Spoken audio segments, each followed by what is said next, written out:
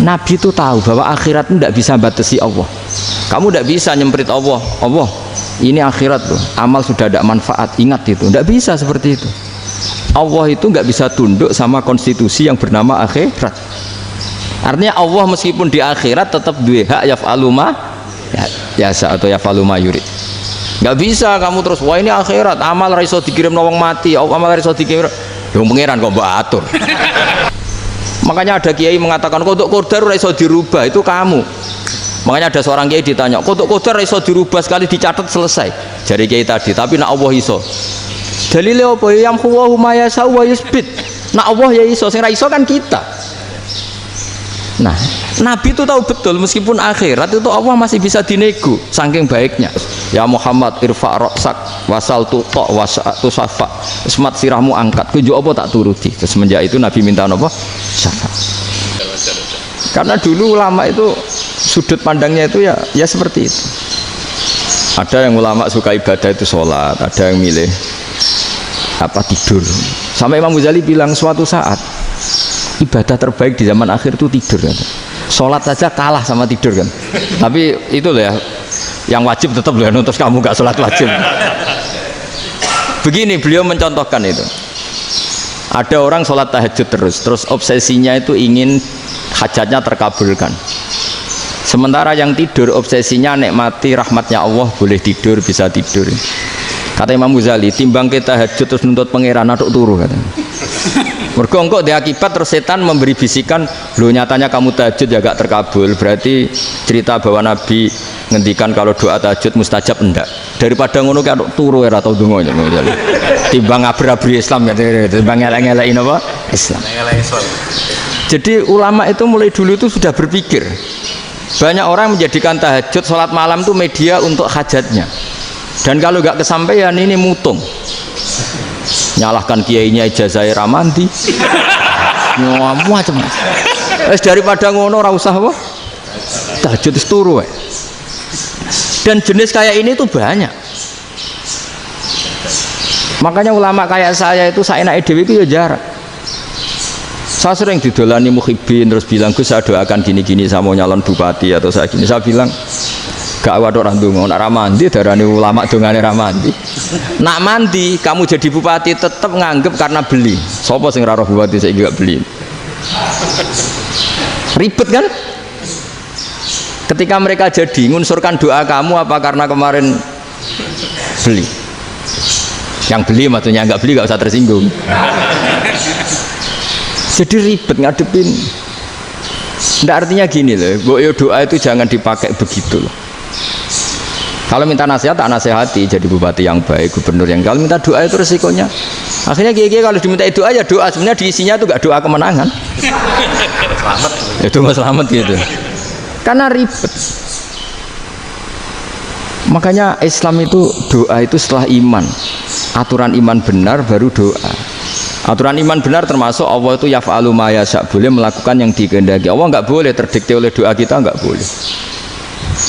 Ya saya ulang lagi ya, mazhab Hasan Asyadzili ini khas kita.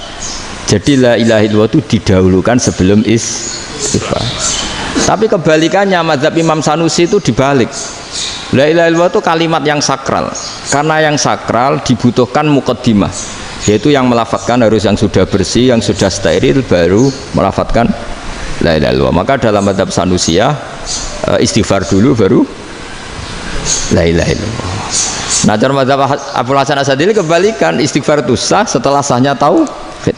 Kamu ikut mana tuh? Asyadzili apa Sanusi? Alhamdulillah sama-sama tidak paham ya sudah. Akhirnya sudah. Ya nggak kemana-mana kan gitu. Jadi apa ya? Terus ini saya teruskan ini biar khas pesantren atau khas NU lah, kalau bahasa Pak Rektor khas NU. Ini Ben sampean tahu beberapa perbedaan itu lazim, halaman 24. Ya halaman 24 sama 25 tak baca, ini masih orisinil. An Sufyan bin Uyainah, ini juga gurunya Imam Syafi'i. Kata Sufyan bin Uyainah, beliau cerita kana Isa wa Yahya alaihi masalam ya'tiyanil qaryah fayas'alu Isa an syirari ahliha wa yas'alu Yahya an khiyari ahliha. Jadi Nabi Isa dan Nabi Yahya itu satu generasi, sama-sama masih muda. Kalau di satu kampung yang Nabi Yahya tanya, ini keluarga terbaik siapa? Saya mau nginap di situ karena kumpul orang baik itu nyaman. Kalau Nabi Isa kebalikan, keluarga terburuk mana ya? Saya tak di situ.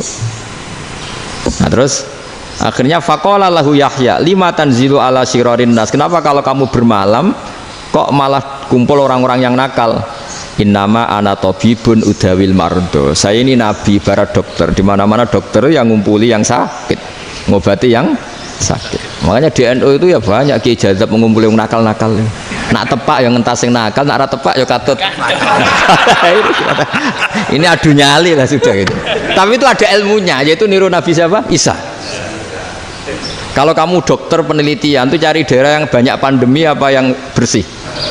Yang banyak pandemi, karena yang namanya penelitian ya di situ kan. Kalau kamu dakwah ngentas kemiskinan, ke daerah miskin apa daerah kaya?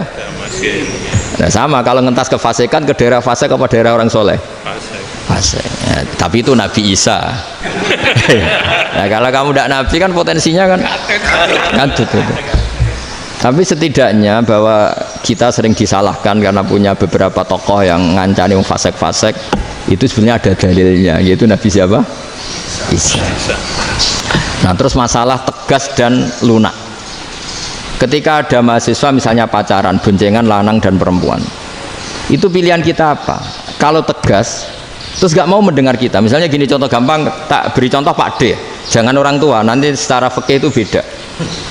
Nah ini kan kita orang pesantren lah, biasa ngaji fikih detail. Kamu Pak D seorang perempuan mahasiswi misalnya sering pacaran, setiap ke situ sama pacarnya kamu diam saja, padahal kamu dosen keislaman. Mesti pawanaan kamu nyimpulkan ternyata pacaran itu tidak apa-apa, buktinya Pak D itu tidak negur, menengahi. Ini berarti as-sukut alal mungkar. Tapi kebalikannya, Pak D ini terkenal keras, nak rono mesti ada aku ponaan, akhirnya yura rono mesti ngerti nak mesti diamuk. Nah dua orang ini sama-sama gagal kan. Yang lunak menjadikan ponakannya pacaran terus karena enggak negur sehingga dikira membolehkan. Sing keras juga gak sempat bina wong rono era wani.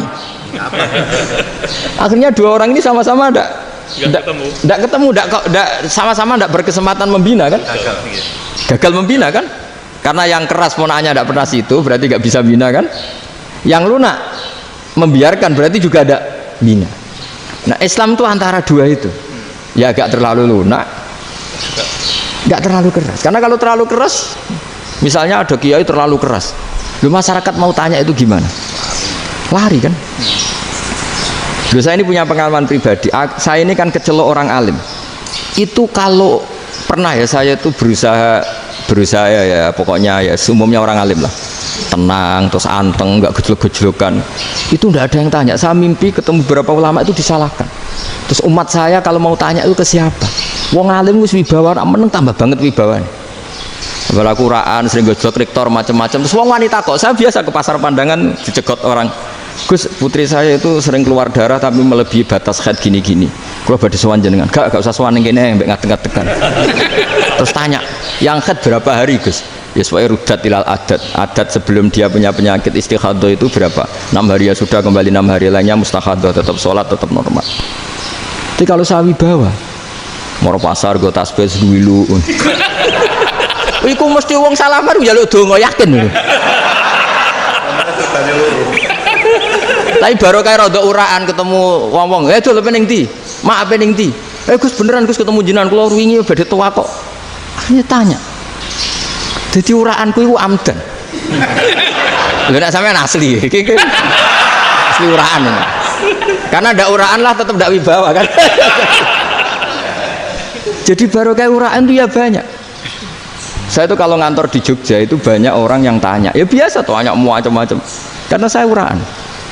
Ke pasar ya orang, bahkan di bis sering ketemu orang, wah beneran Gus kalau badhe sowan jenengan badhe tanya ini. Ya sudah di sini aja. Jadi semua itu diilmoni. Nah, Nabi itu punya sisi yang dua-duanya jalan. Memang beliau luar biasa, dipilih Allah yang luar biasa. Nabi ketika wibawa itu banyak sahabat yang bahkan mengenali wajahnya aja tidak bisa. Ka'anna ala ru'usihim at-thair, bayangannya seakan-akan di kepalanya itu ada burung yang takut terbang, saking antengnya. Tapi Nabi sekali mengeluarkan job, sekali santai, itu sahabat tanya itu sampai yang nggak pantas ditanyakan. Nabi saya tadi kumpul istri saya, tapi tidak inzal, itu wajib mandi ndak? Aro'aita law anna ahadana ya'ti imra'atahu wa lam yunzil. Itu ya ditanyakan. Nabi mun kumpul ya betul saged inzal sepundi. Guys betul lagi. Terus ya ada yang tanya macam-macam. Ya saking ada sahabat dipanggil Nabi tambah lari, dipanggil lagi tambah lari. Panjenengan nyeluk, oh pas kula kumpul bojo kula. Lah kula kuwatir jenengan orang suci, saya belum mandi, makanya saya lari. Nabi ngendikan innamal mukmin thahir, ya nak masalah ketemu kiai ra apa-apa ijek junub. Sementing kok nak salat ya adus sik. Tapi Nabi sekali pakai madzahirul jalal, tapi pakai wibawanya, itu orang nggak berani ngomong. Tapi sekali Nabi rileks, itu orang bisa tanya apa saja, termasuk halal yang nggak pantas. Ada sahabat itu tanya lucu, tanya Maimunah. Maimunah itu ya cantik tapi sudah agak tua lah. Maimunah, ya umal mukminin, hukumnya ngambung bojo pas Ramadan piye? Wah gak roh aku, gak tahu diambung kan Nabi pas Ramadan. Tanya Saudah, wah malah orang-orang diambung. Kalau Saudah itu kan wis tuwa itu. Lucunya istrinya jawab, tanya Aisyah yang mungkin Nabi, iya yang mungkin tanya Aisyah. Itu yang usul ya istrinya Nabi Maimunah. Selalu Aisyah, tanya be Aisyah. Ya Amirul ya umal mukminin gini-gini. Aisyah yang cantik masih perawan kan. Qabbalani Rasulullah bahwa oh Nabi biasa ngambung-ngambung pas Ramadan dan beliau tetap puasa. Akhirnya fakih ngarang kan wa takbil fi Ramadan wa tublah la tubtilu shauma ngambung ora. Iku ya udah biasa di sini. Ya nasi bojone ayu. Nah ini artinya seasik itu. Jadi garwane Nabi sing ngrasa rodok tuwa. Wah, aku ora tahu. Kok Aisyah. Serilek itu dulu itu. Maksudnya orang Islam pertentangan itu. Maksudnya ini ya balik semua ini bedanya orang pesantren sama orang kampus. Kalau orang kampus mau cerita agama itu rahmatan lil alamin, tapi nyontokno rileke ora iso. Agama itu rilek, tapi nyontokno rileke ora iso. Mergo ora pati ngaji. Contohnya iso, tapi mau gawe kaidah mau Islam itu rahmatan. Jadi Nabi itu lah, Allah juga gitu. Allah itu kalau sudah memperlihatkan madzahirul jalal, itu mbok malaikat Jibril rawani. Ketika Allah dengan madzahirul jalal. Tapi kalau Allah dengan madzahirul jamal, madzahirul apa? Jamal. Iku yo gojok-gojokan ambek makhluk gojok. Yo buli-bulian cara sakniki. Ya sampean delok ning hadis syafaat itu, akhiru man dakhalal jannah atau akhiru man kharaja minan nar, itu di beberapa judul. Ada seorang rojul yang ahli neraka ya, dintas mbek pangeran terus ditudono swarga. Gusti, swarga sengiler tok ora wong wayu ora, wis ngiler tok. Ngerjaluk Gusti mosok roh tok ora oleh mlebu. Jarimu asal mlebu metu kon neraka ora jaluk-jaluk meneh. Sumpah lho ya, gak jaluk apa-apa meneh. Mboten Gusti. Sekali saya keluar dari neraka tidak akan minta apa-apa lagi. Wis wallahi la as'alu ghairaha, mesti ghaira khoslah, ghaira tilkal khoslah. Ya niku selain keluar dari neraka saya tidak akan minta lagi. Didono swarga wong do kelon seru wibet kan. Sing bojone elek kan dendam dadi ning swarga iki. Swarga wis macam-macam. Gusti mosok roh tok ora oleh mlebu, jarine ra janji ra njaluk meneh. Akhire ya wis didelokno neraka. Jadi pangeran jawabe gampang, didelokno neraka. Roh neraka begitu menyakitkan, begitu ngeri. Sudah Gusti saya tidak minta surga, sementing enggak masuk neraka. Rabbana srif anna adzab jahannam. Setelah lama itu diadepno swarga njuk mlebu swarga, terus diadepno neraka. Akhirnya ya sudah. Saiki mlebu swarga gak apa-apa. Iku jawabe lucu. Atas taziu binjenengan ngenyek kula. Wong karuan ra ahli swarga kok mlebu swarga. Terus akhirnya mlebu swarga, kan mlebu swarga tamanna, sangen-angen sing mbok jaluk apa? Barang angen-angen yang indah-indah, laka wa asratu amsal, ya siku tak turuti wa asratu amsalih lan lipatan ke 10. Jawabe wong lanang ya lucu, atas taziubi wa anta rabbul alamin. Jenengan pangeran kok ngenyekan. Maksudnya wis karuan aku ora pantes. Terus jare pangeran, la astaziubika walakinni alama asya'u qadir. Aku gak ngenyek kowe, pancen aku pangeran. Nuruti kowe iku iso. Jadi Allah sendiri ketika dengan madzahirul jamal itu malaikat ya ono sing wani bantah. Masyhur itu kan malaikat sing bantah pangeran ataj alufia mayufsidu fiha wasfikut. Karena Allah dengan madzahirul jamal. Sing paling masyhur Nabi Musa. Nabi Musa itu ketika Nabi Mi'raj. Nabi Mi'raj itu beliau kira-kira di langit keempat lah yang masyhur atau kelima. Melangkahi. Nabi Musa menangis, ya Rabbi ini apa-apaan? Orang sing ja'a ba'di kemudian melangkahi makom saya ini apa-apaan? Dan Nabi Muhammad kan apapun hebatnya kan junior. Kok melangkahi makom saya ini apa-apaan? Enggak fair. Sampai Nabi Muhammad itu tanya gini sama Jibril, reaksi Allah gimana ketika melihat Musa seperti itu? Jawab malaikat Jibril lucu. Ya rohidatahu, Allah sapal gayane Musa. Biar. Jadi lucu. Ya dibiarin aja sama Allah. Tapi jenenge Nabi Musa itu kekasihnya Allah, tetap berkah bagi kita. Betul. Ketika setelah Mi'raj diwajibkan sholat 50, gentenan Nabi Musa kelihatan nabinya. Sebenarnya Nabi Musa itu sebetulnya loh, gak nguntungkan kita sebetulnya. Tapi yang nguntungkan, sebenarnya tidak niat nguntungkan kita, tapi nguntungkan. Nabi Ibrahim kan di langit ke-6, keren lah. Konti jong ketemu Allah ngeten-ngeten kan sholat seket. Karena Nabi Ibrahim terkenal Nabi baik, ada bantah. Bareng Nabi Musa, kenapa diceluk pangeran? Aku akan sholat ping seket. Inna ummataka la tutiku dalik. Wah, gak kuat umatmu. Serai-rai gak umatmu orang arah kuat seket. Tapi sebenarnya Nabi Musa itu niatnya bukan membela kita. Fa inna ummati la umatku sing gagah-gagah ra iso meneh umat. Berarti sebetulnya ya itu masih pakai gengsinya gitu. Wes ngono-ngono lah sementing kita untung. Sebetulnya dia itu nggak terima. Wong umat saya aja yang lebih kuat, nggak kuat apalagi umatmu. Lah terus sebutin, irji ila rabbika fas'alhu takhfif. Itu berarti Allah dengan madzahirul jamal. Sudahlah, datang ke Allah minta keringanan. Allah itu baik. Minta, ambek Allah ya diringana mau 5 tok. Jadi cek 45. Balik ke Nabi Musa, piro 45, cek ra kuat umat. Wong umatku ora kuat, dadi sebenarnya dia bilang umatku ora kuat. Lho cara Nabi Muhammad model wong Malang, yo beda umatku mbek umatmu. Ribet kan? Beda. Lho Nabi Muhammad kan enggak seperti itu kan? Enggak punya akhlak Malang kan, akhlak. Maksudnya akhlaknya mujur itu loh, akhlak yang baik gitu loh. Ya akhlak yang mujur bukan yang Malang gitu. Jadi Nabi ya manut. Tinggal 40 kan, dikurangi lagi 35 sampai 9 kali kan, masyhur itu. Ya kan kalau dikurangi 55 kan berarti turun naik kan 9 kali. Itu setelah 5 itu Nabi Musa aja usul masih ragu. Itu cara Nabi munggah nentek. Ini entek ya. Terus iya doa tuntas betul. Sebebas. Terus munggah ado-ado lha opo? Ngapain itu? Akhirnya Nabi Muhammad sudah sampun ya kalimah Allah, saya ini malu sama Allah Musa. Sudah 9 kali dan diturutin terus. Jadi Allah kalau dengan madzahirul jamal itu Nabi Musa biasa nego sama Allah. Tapi ketika Allah dengan madzahirul jalal itu Nabi Musa enggak berani. Yaitu di hadis syafa'ah. Hadis syafa'ah ketika manusia datang ke Nabi Adam, ya tuna Adam. Ya Adam anta abul basar ngene isfa'li ana inda rabbik. Kamu saya minta mensafaati kita. Nabi Musa, Nabi Adam inna rabbi qad ghadibal yawma ghadaban lam yaghdab qablahu mislah wa la yaghdab ba'dahu mislah. Ini Allah sedang murka besar dan tidak akan murka seperti ini lagi. Sudah saya tidak berani, nafsi. Nabi Ibrahim enggak, termasuk Nabi Musa ketika itu ya enggak berani. Karena Allah dengan madzahirul jalal. Itu Nabi Musa enggak berani. Sudah saya sendiri itu pernah salah. Yaitu saya membunuh seseorang yang enggak disuruh oleh Allah membunuh itu. Yang pas jotosi orang Kipti. Akhirnya datang ke Nabi Muhammad. Pas ke Nabi Muhammad Allah dengan madzahirul jamal. Dengan madzahirul jamal sampai Kanjeng Nabi ngendikan analah saya akan memintakan syafaat kalian.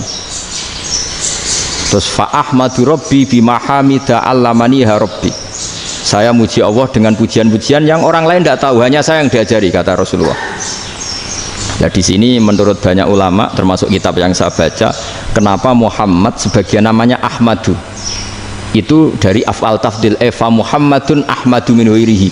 Muhammad Rasulullah itu kalau muji Allah di atas cara mujinya Nabi yang lain. Jadi Ahmadu bukan dari fi'il mudhari' lil mutakallim tapi dari af'al apa? Tafdil. Fa Muhammadun ahmadu min ghairihi. bahwa Kanjeng Nabi Muhammad SAW itu cara mujinya Allah di atas pujian para nabi. Makanya di sini Sayyid Ali Zainal Abidin kalau muji hamdal hamidin wa fauqa hamdil hamidin. Jadi pujian saya ini di atas rata-rata cara mereka apa? Memuji. Yaitu sirinya apa? Nabi itu tahu bahwa akhirat itu tidak bisa batasi Allah.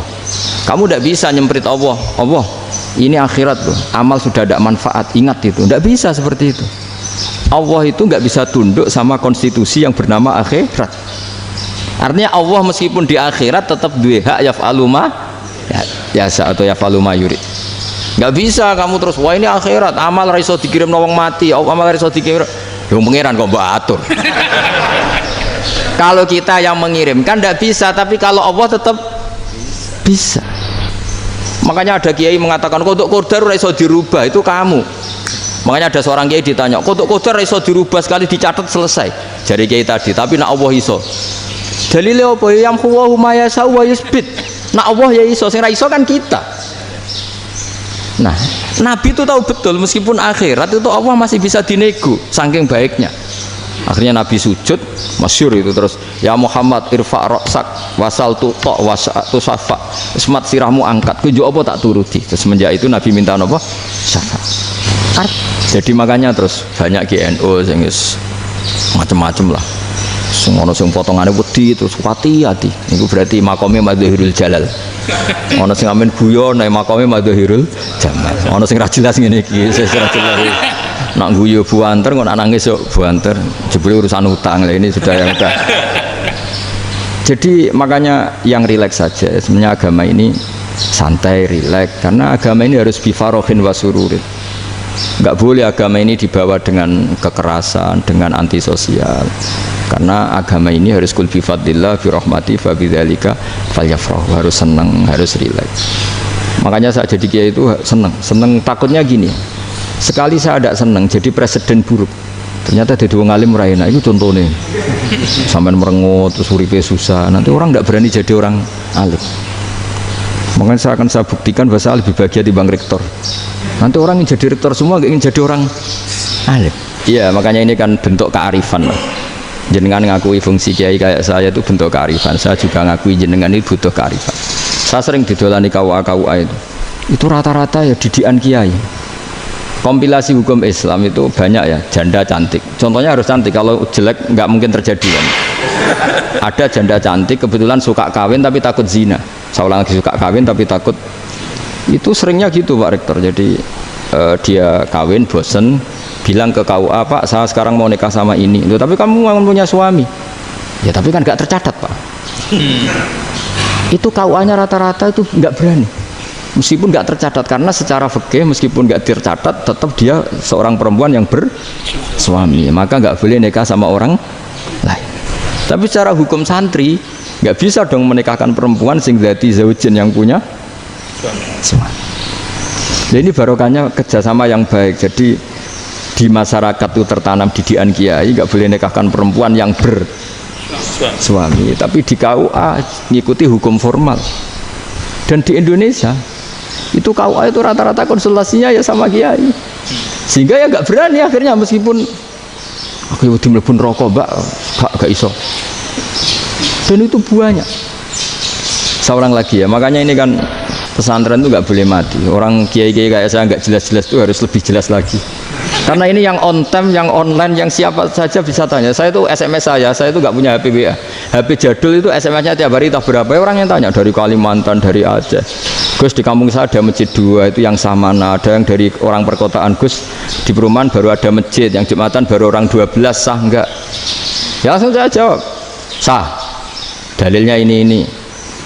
Ya sudah. Nah, tapi kata Imam Syafi'i gini harus orang 40, itu madzhab Syafi'i, dalam madzhab yang lain gini-gini. Itu kalau tanya rektor itu kan ribet, masuk ajudan dulu, asisten dulu, panjang.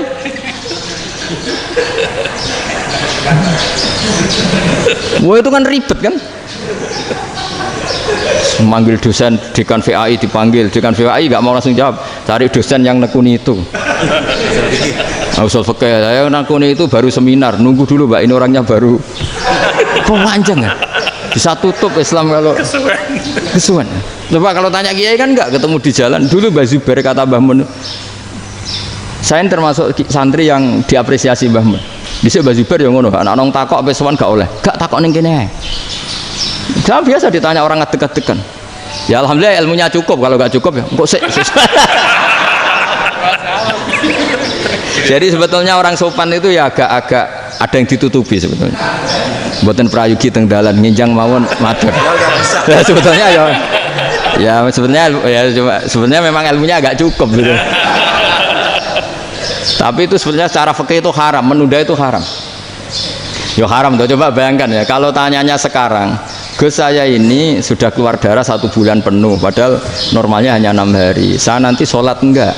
Kalau nginjang mawon dugi kula, berarti kan hari ini belum ada keputusan. Sholat apa enggak kan? Tapi karena modus tadi, boten prayogi nggih ngendikan ngoten teng dalan nginjang tengen kula. Itu kemungkinannya 2, sopan atau goblok itu saja. Kayaknya kalau sopan enggak lah. Kayaknya enggak lah kata saya. Karena secara fikih itu jelas haram. Bagaimana mungkin sesuatu yang harus dipraktekkan nanti duhur dijawab besok, berarti duhur asar sampai subuh belum ada jawaban, berarti nggak ada sholat kan ya. Makanya dibutuhkan orang-orang alim yang kultural seperti ini, dan NU menghormati kultural. Tapi Mbah Mun juga sangat menghormati Islam formal, karena tadi produk-produk formal itu bisa dilembagakan oleh negara, dan itu kita ikut untung gitu.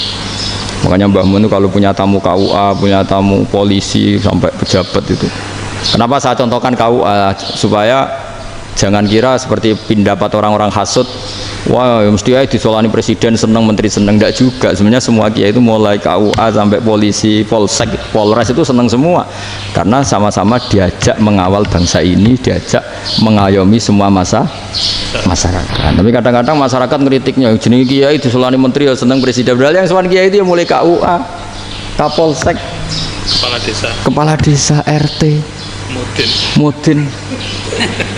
Itu mudin kalau tanya ya lucu-lucu. Gus kalau nate nyembelih pitik kemanian, pitik gue gede man. Akhirnya us ngerti nak kemanian langsung tak sebelah benda itu terusannya gue satu orang. Itu ribet. Ya tak jawab lah, pitik pasti gue cek urip orang. Itu cek urip Gus. Wes sah orang madzhab Malik cek urip. Karena itu ada perdebatan antara madzhab Malik dan madzhab Syafi'i. Nah cara Imam Syafi'i itu agak ketat. Hewan yang punya kehidupan sudah muttoribah, misalnya ayam jago, contohnya harus jago, karena kalau ayam kecil diikhlaskan haram. Jadi yang cilik wae kan gitu. Fikih itu ya, fikihnya orang Indonesia itu pecundang. Kalau ayam kecil nggak ditanyakan, mate ra wis. Kalau jago, jago ditabrak truk kejet. Andai kan nggak disembelih pun mesti mati. Itu cara madzhab Syafi'i itu haram. Karena penyembelihan ini tidak menjadi penyebab kematian, tapi memang karena kecelakaan tadi. Ini cara madzhab Imam Malik enggak. Andai kan enggak disembelih, matinya kan 2 menit lagi atau 1 menit lagi. Andai kan enggak disembelih, berarti mati sekarang itu bawaan peso apa bawaan kecelakaan? Ya sudah halal gitu caranya. Nah akhirnya ya saya bilang ya sudahlah, kita semuanya Malik. Jadi cara debat, cara Imam Syafi'i enggak, cara berpikir itu sudah tidak kehidupan yang normal, yang dimana-mana penyembelihan itu mematikan yang hidup normal. Jadi agak ketat. Sehingga dalam contoh kemanian, kalau dalam bahasa Jawa nyembelih agak sempurna terus pesonya jatuh atau apa, itu kalau pakai madzhab Syafi'i agak kesulitan. Jadi kalau madzhab Malik asal diselesaikan secara fauron, dan juga sebagian madzhab Syafi'i itu halal. Nah orang mesti tanya gitu, Gus, wedhusku tabrak truk, man Gus kejet. Tapi nak pitik cilik ra ditakokno. Makanya termasuk kritiknya Mbah Mun, tapi ini madzhabnya Mbah Mun ya, kamu boleh ikut boleh ndak, karena ini urusan ndak penting. Jadi wong-wong lucu, nak ditakoki yuyu muni haram mergo amfibi. Yuyu ngerti ya, Man? Yuyu nggih. Tapi nak ditakoki kepiting muni halal. Mergo nak yuyu haram gak eman, nak kepiting eman. Padahal alasannya coba, kenapa yuyu haram? Karena amfibi kan, bisa di air. Pertanyaannya, kepiting seperti itu ndak? Nah, tapi kepiting kalau haram kan eman. Karena besar kan. Kalau yuyu silahkan haram kan gitu. Artinya apa? fikih kita ini agak-agak pecundang gitu, agak-agak pertimbangan. Iya, ini lucu kan? Kualitatif. Coba alasannya yuyu haram karena apa? Amfibi kan? Hidup dua alam. Pertanyaannya kepiting seperti itu enggak? Iya. Iya, kenapa kalau orang tanya, yuyu haram apa halal? Rata-rata jawab haram. Tapi kalau kepiting mulai khilaf. Loh mestinya kan sama kan? Nah itu karena unsur imannya. Iya tadi. Saya juga sering melihat tonggo-tonggo itu ayam cuwilik sama ini ketabrak truk, nggak ada yang tanya. Jago. Tapi saya pernah jalan-jalan di Naruan sini, ono jago ketabrak, sing duwe langsung marani kula. Pas saya naik motor, Gus ini halal apa haram? Nah langsung kula sebelah halal apa haram? Wis kanggo kowe halal ya, kowe halal. Karena saya tahu tak jawab haram mesti kecewa itu. Aduh, akhirnya kiai ini beratnya kan. Ya akhirnya ya saya setelah itu mate Imam Syafi'i ngapunten umat kula nu rahasia madzhab jenengan tuh tidak siap. Untuk mazhab ini tidak sama. Iya kan akhirnya pakai madzhabnya Imam Malik tadi. Ya tak Fatihah Imam Syafi'i ini mboten niat nglawan jenengan. Tapi ngobati tiang eman. Mergo pitike besar itu. Jadi ini kan cerita ya, itu makanya yang rileks saja lah, bahwa Islam ini yang rileks, yang menyenangkan, karena ya agama ini harus menyenangkan. Raditu billahi robba, raditu itu seneng banget, ridho itu puas, nggak boleh beragama pertuntungan terus emosinan, ya marem atau raditu itu marem, jadi yang nyaman. Ya saya kira demikian. Assalamualaikum warahmatullahi wabarakatuh.